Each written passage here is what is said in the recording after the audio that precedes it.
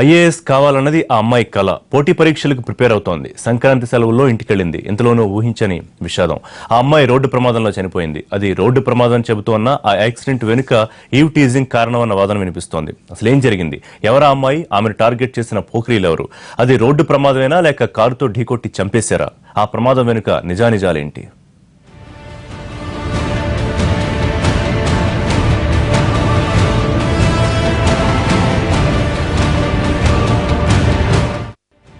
ఈ నవ్వు చెదిరిపోయింది.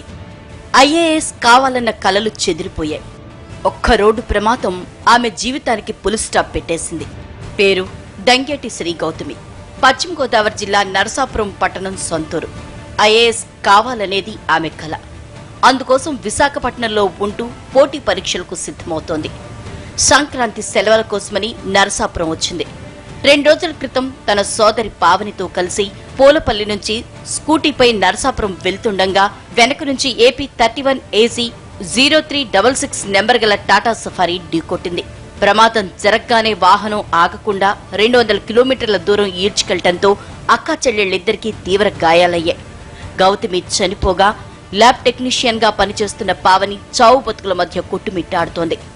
పాలకొల్లు నుంచి నరసాపురం నేను మా అక్క వస్తుంటే వెనకాల నుంచి వచ్చి ఎవరో కార్తో గుద్దేశారు. నేను వెళ్ళి కారు మీద పడిపోయాను. మా అక్క అక్కడే పడిపోయాను. కారు మీద పడిన చాలా దూరం వాళ్ళు తీసుకెళ్ళిపోయారు నన్ను. తర్వాత ఎక్కడో బ్రేక్ వేస్తే ఎదురికి పడ్డాను. ఈ ప్రమాదానికి కారణమైన వ్యక్తులు పరారులో ఉండటంతో ఈ ఘటనపై అనుమానాలు వ్యక్తమవుతున్నాయి. స్కూటర్ ని ఢీకొట్టిన కారు విశాఖపట్నంలో రిజిస్ట్రేషన్ అయి ఉందని పాలకొల్లు రూరల్ పోలీసులు గుర్తించారు. సఫారీ కారు నరసాపురం పెదకాలువలోకి దూసుకుపోగా స్కూటర్ దిగమరు పంట కాలువలో పడిపోయింది. ఈ దృశ్యాలు ప్రమాద తీవ్రతను కళ్లకు కడుతున్నాయి. ఇది ప్రమాదం కాదని మద్యమత్తులో ఉన్న యువకులు కారులో వెంబడించి వేధించారని, కారుతో ఢీకొట్టి చంపారన్న అనుమానాలు వ్యక్తమవుతున్నాయి. ఈ ఘోరం వెనుక ఈవ్ టీజింగ్ కారణమన్న వాదన వినిపిస్తోంది. డ్రైవర్ ఆచూకీ కోసం ప్రయత్నం చేస్తే కార్లో మనకి రికార్డ్స్ని బట్టి వార్నర్ ట్రేస్ అయ్యాడు.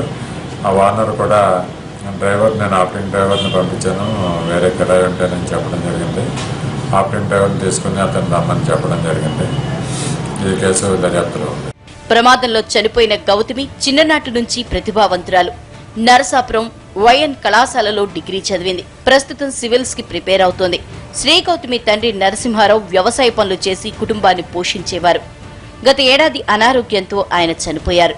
ఆ దుఃఖం నుంచి కోలుకోకముందే గౌతమి మరణించటం, పావని ఆసుపత్రి పాలు కావటం ఆ కుటుంబాన్ని కుంగదీసింది. గౌతమి మరణం వెనుక ఈవ్ టీజింగే కారణమా? యాక్సిడెంట్ సమయంలో కారులో ఉన్న యువకులెవరు? ప్రమాదం తర్వాత ఎటు పారిపోయారు? ఇవన్నీ మిస్టరీగా మారిన ప్రశ్నలు.